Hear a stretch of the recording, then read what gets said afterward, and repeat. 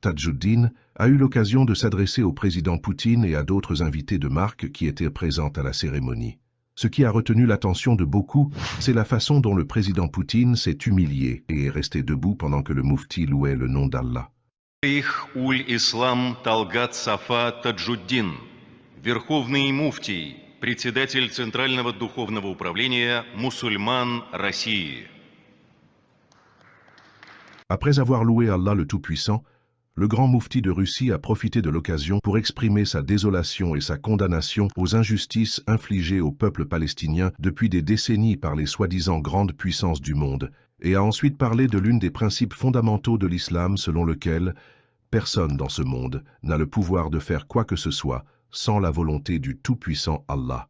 Et pendant qu'il parlait de ça, le président Poutine, l'invité d'honneur de la cérémonie, est resté debout en train d'écouter les puissantes paroles du cheikh Tadjouddin.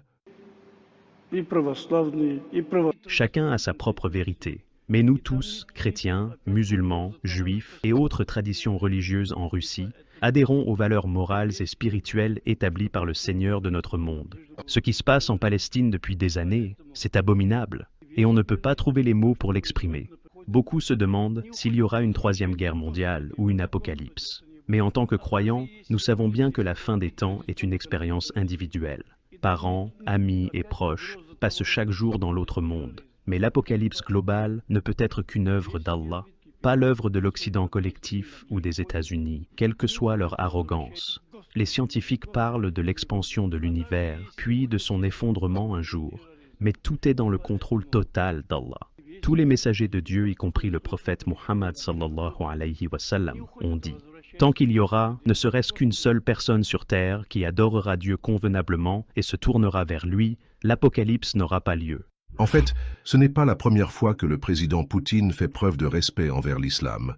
Par exemple, en 2015, il a condamné la publication de caricatures du prophète Muhammad paix d'Allah sur lui en disant « Insulter le prophète Muhammad ne peut en aucun cas constituer une expression de liberté artistique.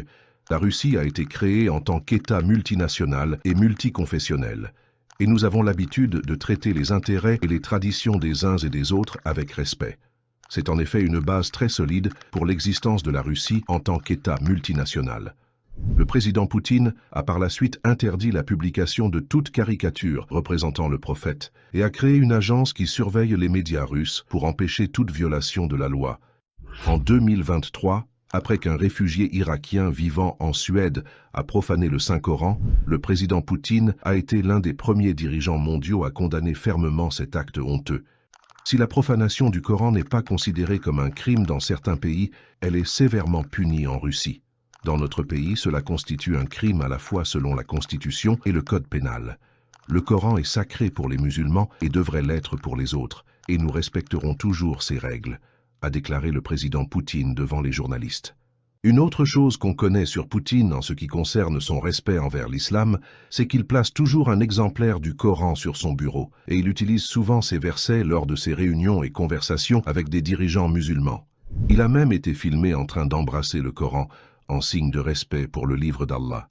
En 2015, lors de l'inauguration de la grande mosquée de Moscou, le président Poutine a reconnu la contribution indiscutable des musulmans russes dans le développement de la Russie. Écoutez ce qu'il a dit. Les traditions de l'islam éclairé se sont développées au fil des siècles en Russie.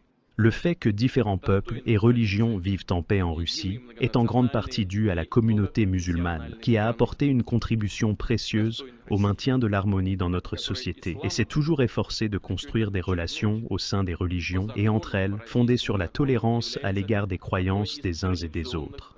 Il convient de noter qu'aujourd'hui l'islam est la deuxième plus grande religion en Russie, avec environ 26 millions de fidèles, soit 15% de la population totale, ce qui fait de la Russie le pays comptant le plus grand nombre de musulmans en Europe. Aujourd'hui, la Russie compte plus de 8000 mosquées, et tout au long de son histoire, non seulement ce pays n'a connu aucune hostilité majeure à l'égard de l'islam, il n'a pas non plus connu de conflits religieux. Les républiques islamiques qui ont rejoint la Fédération de Russie ont conservé tous leurs droits religieux, culturels et sociaux. Cela explique les relations chaleureuses que le président Poutine entretient avec les peuples de ces républiques et le respect qu'il a envers leur religion. Merci pour votre temps. Assalamu alaikum.